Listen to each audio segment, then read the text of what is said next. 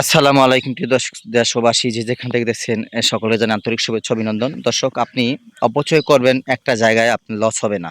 যেমন অপচয় বলতে আপনার ১০টা গাভী আছে, ১০টা গাভীর জন্য আপনি এতটা পরিমাণ ঘাস চাষ করবেন যে ১০টা গাভী খাওয়ানোর পরেও আপনার ঘাস রয়ে যায়, মানে থেকে যায়। সেই ক্ষেত্রে আপনি অপচয় করবেন, সেক্ষেত্রে আপনার কোনো সমস্যা নাই।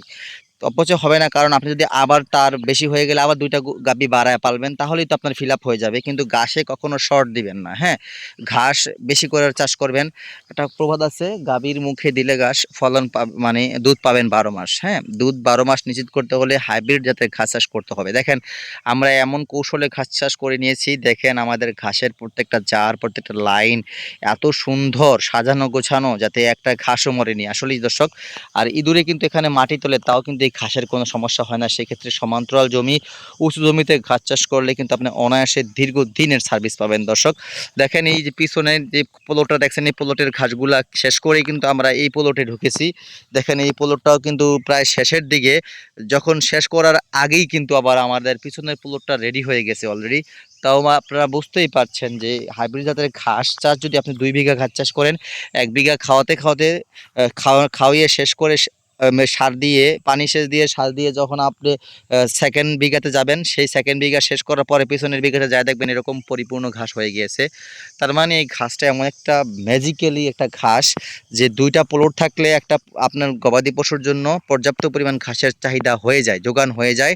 আপনি কাটে খাওয়াবেন আর পিছনে আপনি সেচের ব্যবস্থা করে মেডিসিন দিবেন, তাতেই কিন্তু হয়ে যাবে। আর দীর্ঘদিন পর্যন্ত কিন্তু ঘাসের যোগানটা থাকে। যেমন আপনি ১ বছর চাষ করবেন, এই দেখেন এখানে ইঁদুরে তুলছে, মাটি তুলতেছে, তাও কিন্তু কোনো সমস্যা হবে না।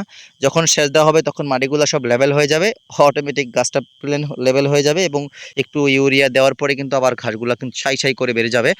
আমরা এই ওই সামনের অংশটুকু কেটে কেটে নেওয়ার পরে আমরা ঢালাওভাবে পানি দেবো, তারপর আমরা ইউরিয়া বা ডিএপি সার দিয়ে দেবো। তখন এই ঘাসগুলো এক চান্সে কিন্তু লাফ দিয়ে বেড়ে যাবে ১০-১৫ দিনের ভিতরেই। দর্শক, আপনারা যারা খামারি ভাইরা আছেন, তারা খৈল, কুড়া, ভুসি এই আবার এবং শুকনো খড়কুটার উপর নির্ভর না করে আপনারা কাঁচা ঘাসের উপর নির্ভরশীল হন। বেশি বেশি করে ঘাস চাষ করুন, গবাদি পশু পালন করুন। নিঃসন্দেহে কিন্তু আপনি এগিয়ে যাবেন। কোনো রকম ঝুঁকি ছাড়াই কিন্তু আপনি স্বল্প খরচে আপনার গাভী, ষাঁড় পালন করতে পারবেন। সেই ক্ষেত্রে আমি খামারি ভাইদের বলতে চাই, আমরা সবসময় আপনাদের পাশে আছি।